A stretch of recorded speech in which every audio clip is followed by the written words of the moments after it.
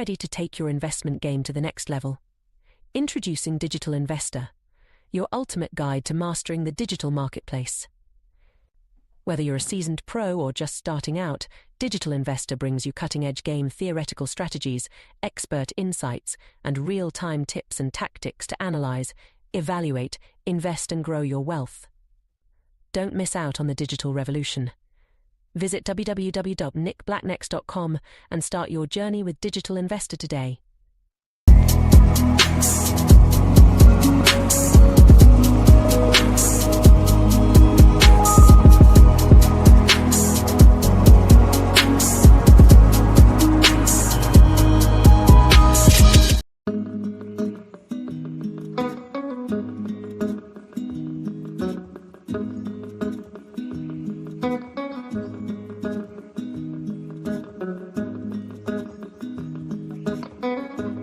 Brandon. Wait. We didn't start the stream. Hold on, we screwed up. What do you mean? I gotta share this. We gotta start the stream with this on the screen. This is it. Yeah. Yeah. Yeah, I saw that. I'm like, yeah, buddy. I'm like, what is he doing? Well, here's what he's doing. Anthony found out that GPT-4 will write a book for you. I will bet you any amount of money that's what this is. Funny. There is no way on earth that he wrote a book called Solana Rising. No one would do that. The numbskulls over at Solana wouldn't do this. It's uncomfortably cringe. Like, come on, bro. God damn. Solana Rising, bro. Is it a coloring book? Yeah, so I did open it up. You can see the first few pages if you go to Amazon, and the first page is you get a color like the sun, and then the next page it goes over and then like has a few words like a comic book, you know? No, that and then makes it kind of sense. loses the story after page like 7, I think it was. It kind of loses the story, and then it starts talking about, you know, like really historical stuff, you know, like of America and stuff. And he's like, oh, wait, we were talking about Solana. So then he goes back and like page 19, he gets back into Solana and then coloring pages for 6 more. Anyway, it's a whole thing. It's kind of cool. And then the last half of the book are all pop-up. It's all pop-up things like where you open it and the page pops up and it's like supplies. The kids really enjoyed it. My kids like loved it. So it was good. Does everyone have their Anphys yet? No, I don't have mine. I've done nothing. I should do something, but I've done nothing. Nothing. I mean, until something makes money, I ain't doing nothing. No, the better part of the question was the second half. Now, what do we do with them? Same answer. Nothing. Good point. Yes. Now, nothing. Yes, nothing. Yay. Let's see. Good morning. What is HM? HM. What is HM? Like hymns? Did you see that go down yesterday? Pretty bad. Oh, HMS, yeah. Yes. Let's see. Okay, let me get to the comments. Okay, we knocked all the comments out. All right, Brandon. Other than this tomfoolery, did you get to see Jerome backpedaling in front of the Congress? Oh, for 90 minutes straight? Yeah, a couple of people called him out. There was a couple of people that like legit called him out and said a couple notable people called him out. Did you see? Yeah, go ahead. Let's see what you got. Well, I just thought it was interesting. I'm like, I like how now the mainstream media is turning on this guy. And did you see that there was some little videos that came out of a staffer at the Fed who said that this has nothing to do with the economy. This is just Jerome being anti-Trump. Oh, like this is a whole political statement. Yeah. You're talking about JD Vance, our vice president. Oh, did he say that too? No, there was a staffer inside the Fed that was recorded like at a restaurant. I don't think he knew he's being recorded. Oh, dang. Nice. Oh, that's even better. Because JD's was public, so he had to like probably filter it, right? So this is unfiltered stuff you're talking about. Go ahead. Yeah. What did you hear? I don't know, Andy. I'm not sure what you've been looking at, They are cutting in July. It seems pretty clear to me they are absolutely cutting, because Jerome now is the only one saying no. You had Bowman come out. You had the guy that came out Friday. So you've now had two Fed governors who, by the way, were not on the in the dot plot. They were not even dot plot people for cuts. And now they're saying that you need to start cutting in July. They're not going to wait until September again. They got embarrassed this time last year. 17% chance in July. That's what these guys are wrong. That might be a good bet. That might be a good bet. Waller and Bowman, they both came out. Yeah, I mean, I don't want to gamble on that. I'd rather just own crypto, but they're going to cut. This is what they do. They start putting the Fed governors out there, and they'll go and start talking it up. And that way Jerome can say, well, you know, the climate changed, and hey, I would have held rates steady, but they wanted, you know, Jerome needs to blame someone so that he can't ever admit on a personal level, because basically what this dude was saying in this kind of like super secret interview was that Jerome hates Trump, and it's that simple. He would steer this economy into the ground if he wants to be the one. Matter of fact, his quote was like, he wants to be the one Fed governor that held the line against Donald Trump. He wants to go down in history. That is the level of arrogance and prideful ignorance of these guys. It's outrageous. But whatever. I mean, again, we all realize Fed rate cuts don't do anything. But to the people out there that don't know the difference, which is most of them, the psychology of it does mean now. Well, and rate cuts, they do make a difference on servicing debt. As far as the U.S. government is concerned, as far as future obligations, it does make a difference. And eventually, a low interest rate environment does matriculate into the lending world at the bank level to some degree, right? We don't experience Fed rates. None of us here. None. We experience whatever the banks decide are the lending rates based on our credit credentials and credit characteristics and all that.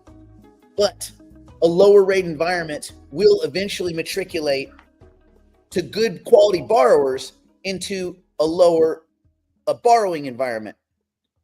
But they're loosely correlated, right? They're loosely correlated. The Fed doesn't set lending rates for banks. So let's see. Powell said inflation data this month and next will be vital in determining. Yeah, but they've already caught him backtracking. Like, remember, Jerome Powell changes his story at every other meeting because any data that goes against what their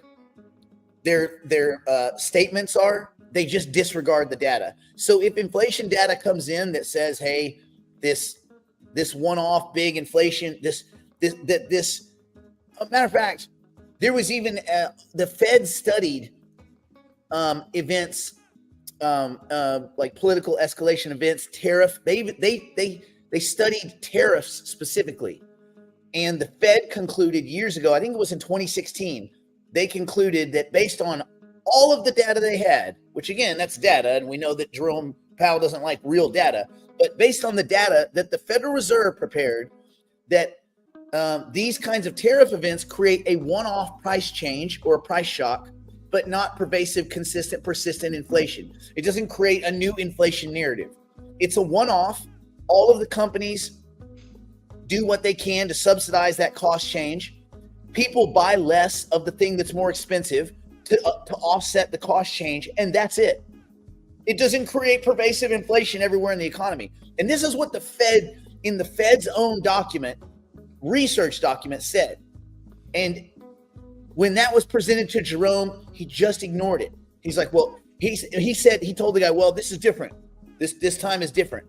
I know, Jerome, every time is different. We've never seen tariffs in the history of America. We've never seen tariffs before. It's so new and shocking.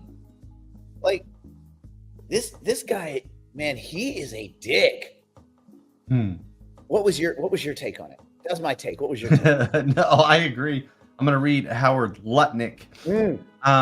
Because he has some insight. Just listen to Jerome Powell testify, goes out of his way. The funny thing is they say all of their stuff is data dependent, but like most of the stuff that he was talking about yesterday is not data dependent. It's this could happen or this might happen, and they're still like calling into play the tariffs. Anyway, call out tariff prices increases, potentially adding to inflation as if he's seen some. But in fact, he testifies that over the last 2.5 months, such inflationary price increases have not materialized zero, which is true. He literally states that the overall inflation picture is pretty positive, obviously. He was so hypocritical in his own statements yesterday. I don't know. You saw that. Anyway, what he avoids discussing is the incredible revenue increase the U.S. has received from these tariffs. Yeah, he never talked about that. Our current run rate exceeds $30 billion per month, which isn't too shabby at all. Low inflation coupled with impressive increased revenues is why our interest rates should be lowered. Lower interest rates will reduce our deficit by dropping our borrowing costs. That's true. They have a ton of debt coming up that they need to refinance. And will spur economic growth, which drives tax revenues even higher. So it's win-win-win, obviously. That's why President Donald Trump calls Powell a loser, because Powell would rather ignore the tariff revenues and keep U.S. rates the highest in the world because he's afraid to act. Each 1% cut saves the U.S. hundreds of billions of dollars. That's true. It is a simple formula. There is no inflation. He just testified to it.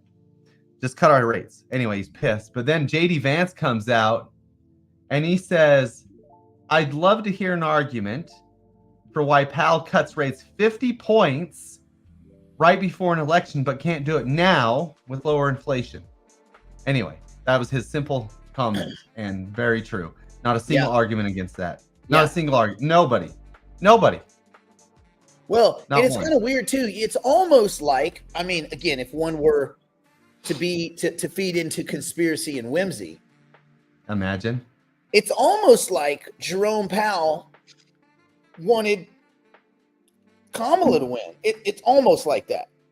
I mean, it's not completely like that. No. It's almost. And again, I jest. Nick. I kid. Conspiracy. Look out the window. People might be coming for you, buddy. And Careful. the whole thing, it's just so simple. You're steering, you claim to be steering the world's biggest economy, and then you plead uncertainty. And uncertainty, that can't always be, that's not a cure-all. Did you rob the bank?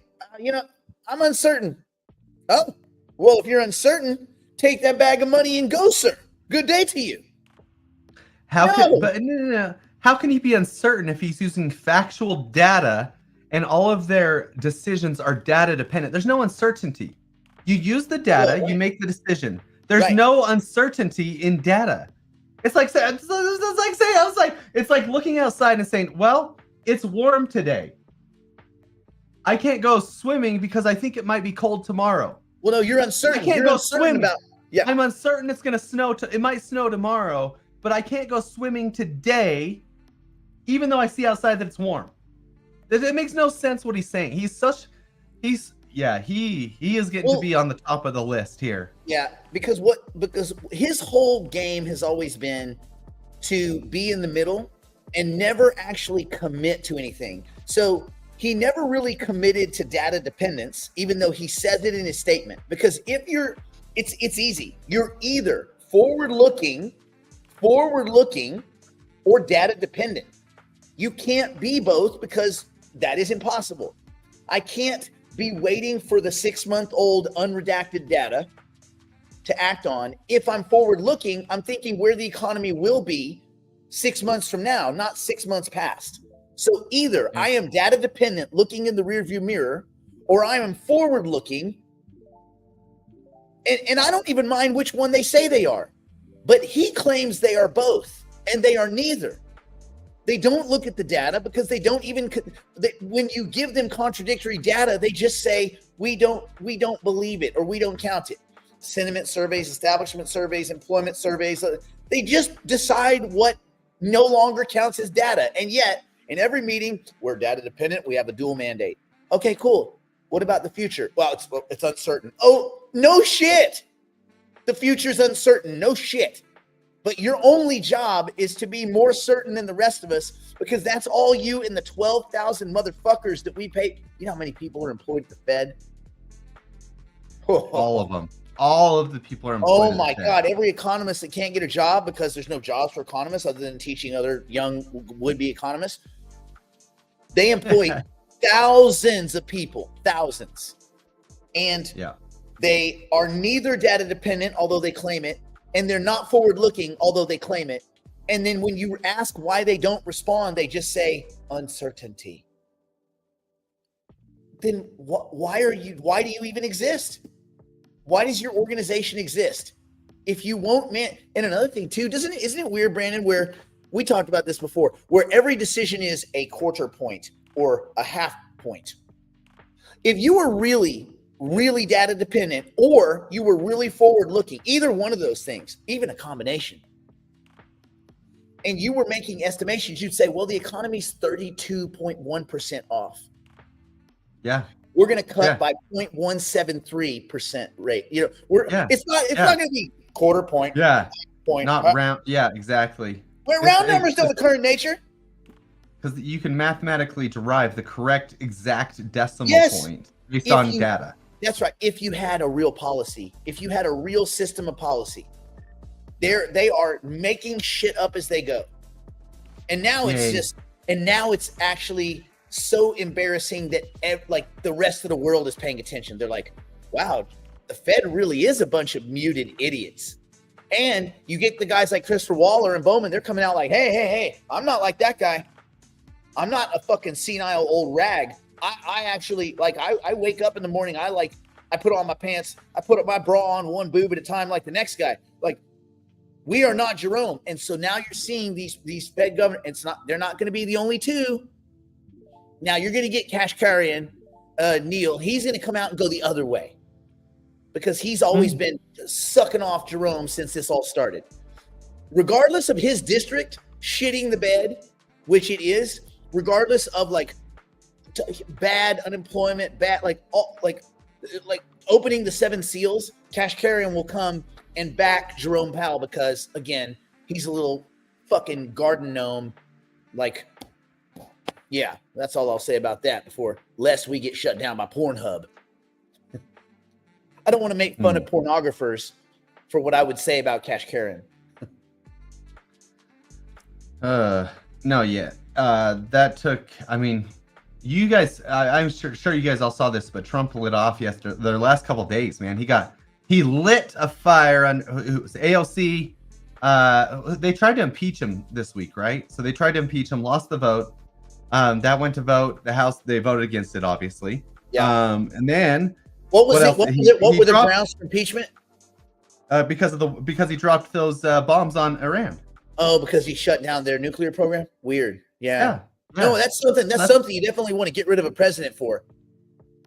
Yeah, that's the woke virus though. That's the mentality of the woke virus saying this is not how a president should act. Like, but it's the exact opposite. Like, look at the history book. That's how a real president acts. Like, that's how he takes care of your country. This is so frustrating. Anyway, he almost got impeached, supposedly. Then he dropped the F-bomb, which everybody saw that. That was a good little clip. That was kind of against Netanyahu, right? Yeah, that was against Israel, which they say he's never really spoke out against Israel before, but he was pissed. After the ceasefire, Netanyahu decided to drop a couple more missiles. He was pissed. He dropped the F-bomb, which I think well and justified. There's always justification for the F-bomb in certain scenarios. Yeah, there's times. There are times. Okay. Yeah. So he dropped the F-bomb. He called Jerome stupid over 100,000 times.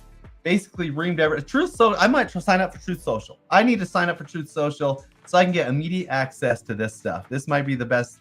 He might be the best advertisement for Truth Social there is. So there you go. Bill, why would you think Toofy was not involved in Hypercycle? He's the founder.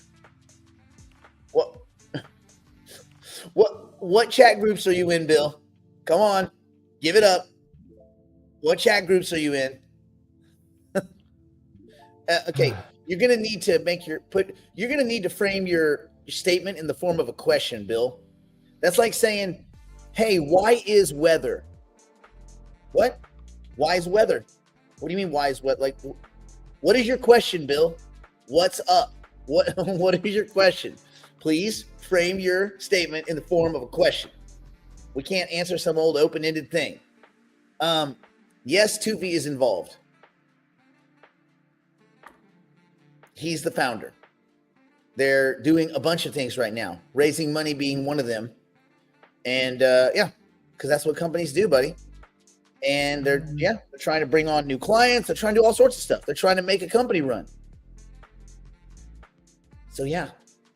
Oh, I tried to light a fire under Libera. Basically everything short of threatening to go to the SEC for them to tell us when they're going to launch their token.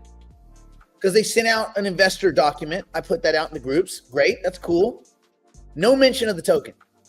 I've asked this dude, did you, well, I don't, you probably saw in the chat, are you in the chat the one that I was like, okay, if nobody wants to answer about the token, I'm sure I can find someone that will make you answer. So their legal team immediately reached out to me. Hey, well, these guys, they're traveling right now, so just communicate with us. I'm like, cool.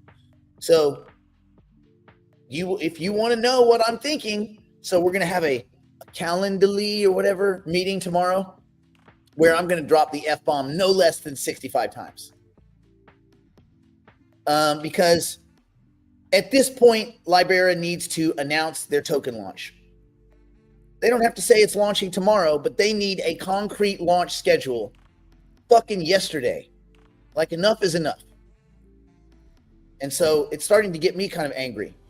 And it's great. Look, their company is moving forward with all their technology and all this great stuff. Yeah, I love it.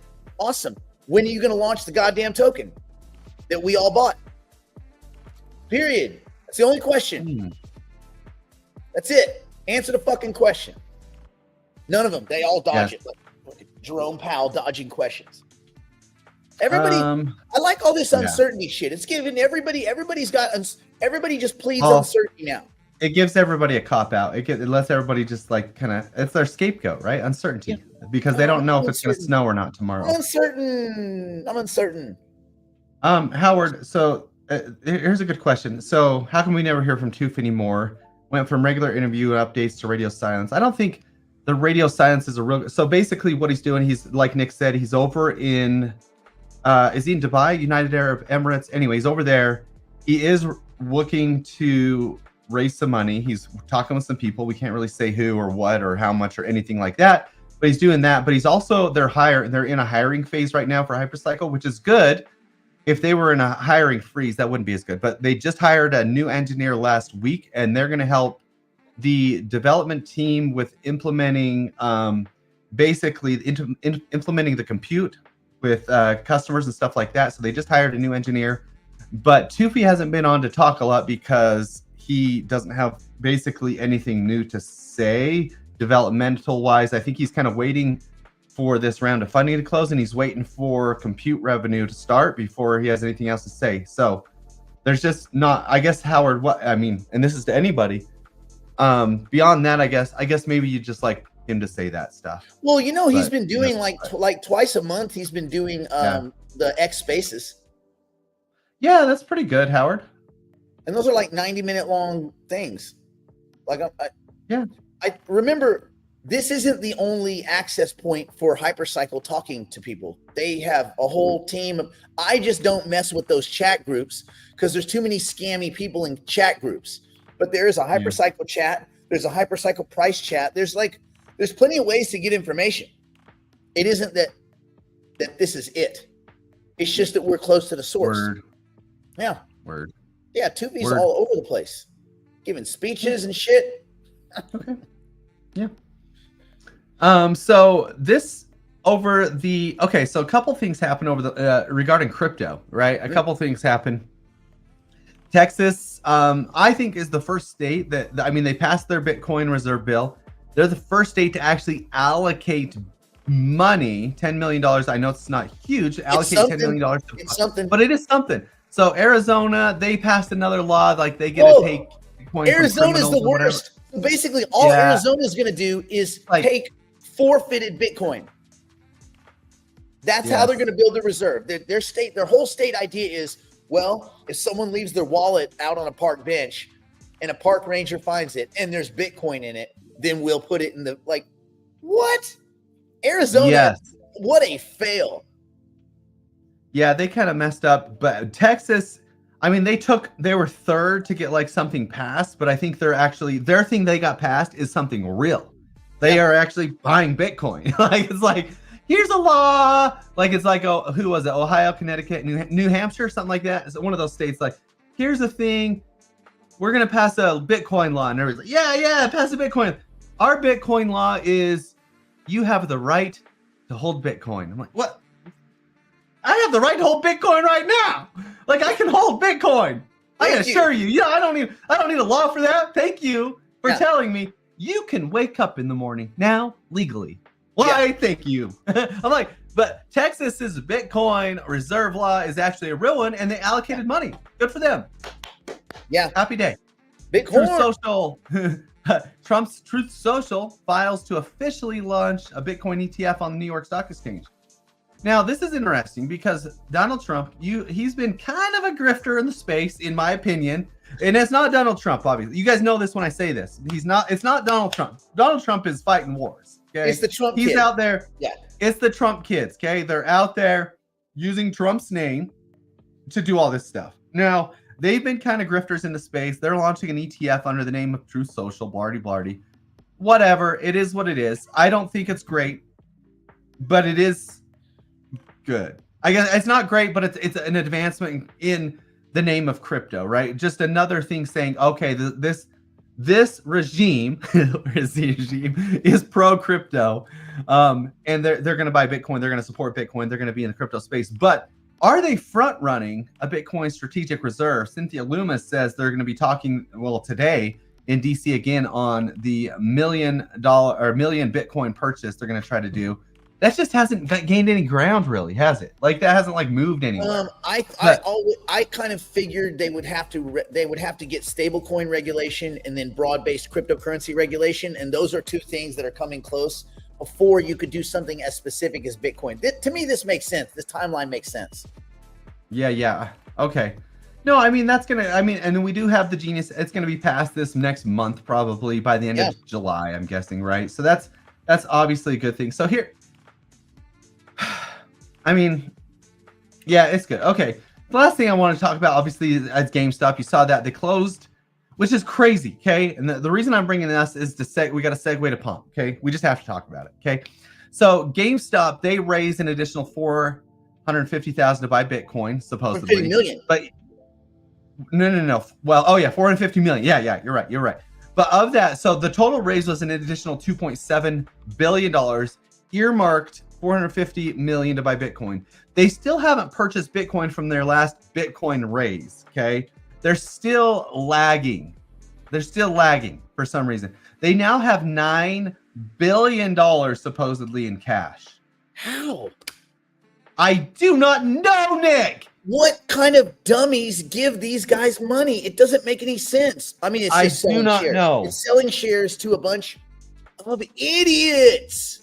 I don't know, but you saw Pompliano, right? So he raised $750 million. Okay, that's also sketch. Yeah, of that $750 million, he posted this because they'd already passed GameStop. Because they, at least to his credit, they immediately bought Bitcoin, like the day after. To his credit, not the full amount, not the $750 million, mind you, but at least they bought Bitcoin the day after. GameStop waited like a month and a half. They squandered a lot of their opportunity, and then they bought some Bitcoin. We're talking like a negligible amount, but at least Pompliano used a portion to buy Bitcoin. Okay, so good for him. Then he went out and was like, basically in Bitcoin's face, says, we already passed you guys, and we raised 1/10. Yeah, 1/10 the amount. They raised $1 billion ish. Yeah. GameStop has now raised $10 billion ish. And they passed them already. Yeah. So this is kind of hilarious. I like this. Because at what point? It's funny. At what point do the people that own the idiots? Just the fucking dumbest of the dumb that own GameStop shares. At what point do they turn back on GameStop and say, What are you guys doing with the money that we gave you for Bitcoin? It's like you give the kid money to go down the street and get some fruit, and he comes back and he gives you like an apple. You're like, I gave you $190. Yeah, well, here's an apple. Where's the rest of it? Oh, yeah, I'll get it later. And he just burns off. What? Where's my fruit, motherfucker? GameStop they took all the money and they didn't buy the fruit. At what point do they get held accountable? This is what really grinds my fucking gears. And it's not just a crypto thing. This is the thing. It's not just crypto. No one is held accountable these days. Like no one. And they just lie and steal right in your face. GameStop stole $9 billion in your face and fucking laughed at you. I wish there was someone here that owned GameStop so that I could direct my, I don't even know what it is. It's not really rage. It's like contempt. What is it when you're angry at dumb people? I don't know. What is that? Contempt, right? Well, what do you guys think in the chat? What's a good word for that? I can go buy some GameStop real quick. Hold on. Actually, I can't. It's not ire though. You could have ire without the people being stupid. I don't understand. I like that. People don't understand this stuff. I don't understand how people don't understand. Like, yeah, kind of disgust, bemusement. Like the people that buy strategy. The only reason I get it is because they have a track. Well, until recently, they have a track record of the stock just going up, and that's it. It just goes up, and so they're like, well, even if Saylor's an idiot, the stock does keep going up. Again, not right now, it doesn't, but it was. You could say, 5 years of up. I'm gonna ride the wave, and I could rationalize your trading decision. Right. But you can't with the GameStop and a lot of these Bitcoin treasures, especially with these treasury companies where their company is a fail, their executives are a fail. Many of them are borderline or are crooks. And they just go, oh, well, we fucked everything up. We're going to buy Bitcoin. Now we want to sell more shares and buy Bitcoin. What the fuck? Why do people give them money? It doesn't make any sense. And what are they thinking is going to happen on the other side of it? Oh, we're going to give these guys that already squandered money and already blew up their business, people that shouldn't have a business. Hey, guess what, man? If you can't run a car wash, your shit goes out of business. Because you can't run a car wash. It is what it is. It's not for everyone, car wash. I can't run a car wash. I don't have that. I don't have it in me. I don't have car wash DNA. So, like, we're not all meant to do everything. I can't dunk a basketball. It is what it is. No matter how hard I try, I just can't. So, entrepreneurship, running a business, it ain't for everyone. And I'm going to keep talking about it, Big Cap, until you stop using fucking capital letters. And then I'll move on. If people that are bad at business are supposed to fail. What they're not supposed to do is claim Bitcoin treasury and then people give them more money. It's like, Brandon, you owe money at your bank. You owe them money. You haven't paid your mortgage in like 10 years. They're trying to foreclose. You're fighting them. You go in and they're like, what are you going to do? Well, listen, Bitcoin treasury. And then they just extend you a line of credit. Yes, sir. We know, Brandon, you haven't paid your mortgage in 10 years and you're completely bankrupt, but you did mention Bitcoin treasury. We'd like to extend you a line of credit 17 times what you owe. What say you? Ooh, exasperated. Yeah, that's close. Yeah, I don't understand either. This is a good point. Why doesn't the SEC like step in on companies like this? Like at some point, don't you step forward and say, what are you guys doing with the money, man? You guys, because if you raise funds for the purpose of XYZ and you don't do XYZ, don't you get in trouble? This is what my claim was. This is what my frustration was with Libera. You raised money for a token sale. So where's the token sale? Oh, we don't know. What do you mean you don't know? You know. Launch the fucking token. Like this stuff really grinds my gears, man. Grinds my gears. That's why I love options. We don't have any of these people involved. None. Because there's Bitcoin and Ethereum and everything else is a fucking gamble. You want to hear something that might make you a little bit happy? Yeah. Do you know who Bluebird is over No. in the UK? Do they make ice cream? Okay. Bluebird, they mine gold. Oh. They mine gold. They're a gold miner. But they did announce They're going to be treasury? they definitely are. They are going to raise £1 million to facilitate the commencement of their company's initial Bitcoin treasury strategic purpose. I like these kind of shifts. Shifts? Wait, shift. Oh, shift? man. Freudian. You know what I see? See what I see? See what I'm doing there? I like these. I like these kind of shifts. Oh, good one. That's like a cloaked found double entendre. Yes, Well that was so sneaky. Anyway, that one was it. So, let's go behind the wall. Let's talk about some trades. Salted caramel, mother truckers. It's a good one. It's the new box. It's the first one of the new box. Well, no, sorry. The mocha one was yesterday. That wasn't great. But this is the first good one, salted caramel. And there's a lot more of them. There's like 6 more of them. I counted. Because I like whatever. I look at all the flavors, and whichever the least there are, I'm like, oh, those are probably the best because scarcity. So I save those. And then the ones where they're the most, I'm like, okay, I can have salted caramel once every week. Whereas, but pecan praline, I can only have once a month. That does make sense, but like it's also flawed because if a company can make the same flavor for the same cost, why would they not put more of the good ones in there to keep people coming back? Well, I think they like the treasure aspect of it, like trading. It's like trading, rare trading cards. We'll give them a good one. Oh, so maybe they come back and buy more because they'll just throw away all the crappy ones eventually, and they'll buy a whole pack to get the one good one. Maybe that's the logic. Okay, I got you. It is wall time. You're right. I don't know what the brand is. It's just Amazon brand, the multi things of K-Cups. I just get the one that has 100 and it's flavored. It's the flavored ones. Yes. Nice. Yes. Behind the wall. Yes. We get it. Deputy has spoken. Yes. Deputy has spoken. We do get it, obviously. So he has spoken. So it is foretold. Obviously. So it is foretold. Going behind the proverbial wall now to continue the broadcast privately for the digital investors and digital private clients. If you'd like to join us, simply go to nickblacknext.com and subscribe to one of our plans and immediately take advantage of our library of tools, tactics, and information. It's all designed to help you learn, grow, and manage your portfolio like a pro. Join us now.